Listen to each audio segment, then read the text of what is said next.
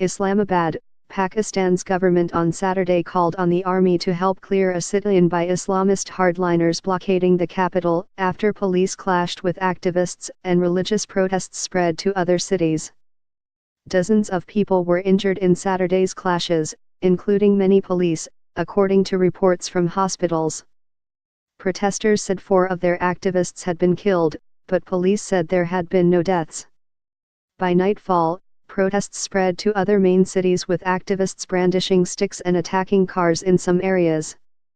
New demonstrators had joined the camp in Faizabad, just outside Islamabad, in a standoff with police.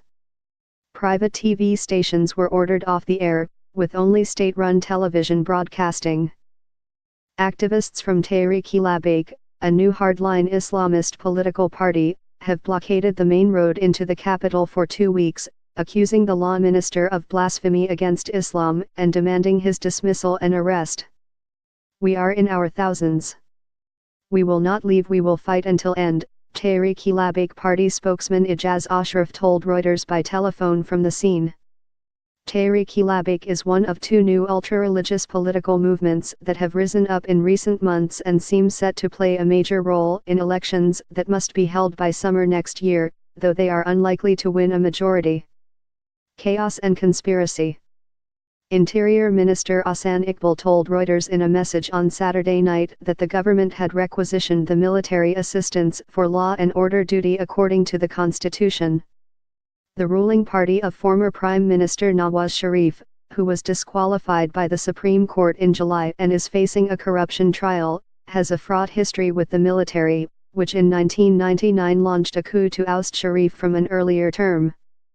Earlier in the day, Iqbal said the protests were part of a conspiracy to weaken the government, which is now run by Sharif's allies under a new Prime Minister, Shahid Khaqan Abbasi. "There are attempts to create a chaos in the country," Iqbal said on state-run Pakistan TV.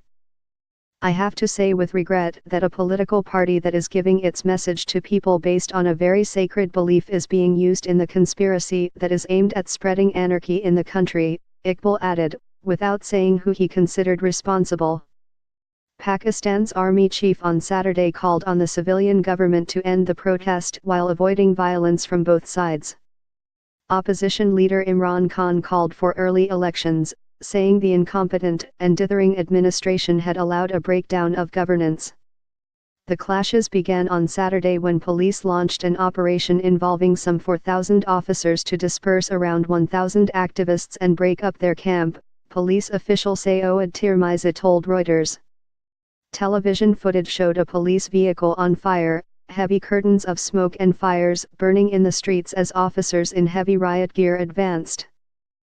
Protesters, some wearing gas masks, fought back in scattered battles across empty highways and surrounding neighborhoods.